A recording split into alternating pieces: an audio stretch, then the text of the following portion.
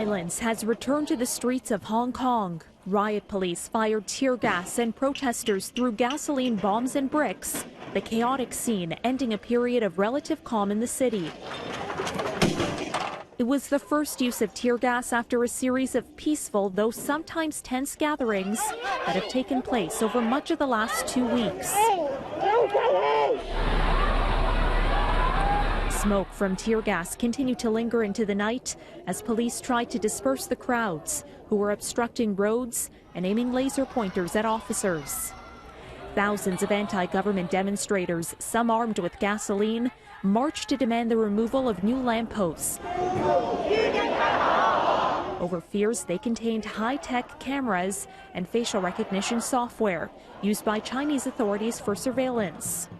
The high-tech lampposts protesters targeted were recently installed by the Hong Kong government to collect real-time data on traffic, weather, and air quality. But as the scene turned tense, the lampposts were toppled to the ground in an act that represents what the mass protests are all about: a lack of trust between the government and the people of Hong Kong.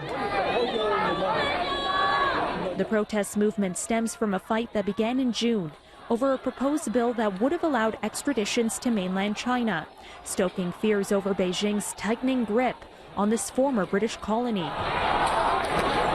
Protesters now want Hong Kong's unpopular government to meet a broad range of political demands, including greater democracy and an investigation into police violence. Police had approved the Saturday march on this 12th straight weekend of protests.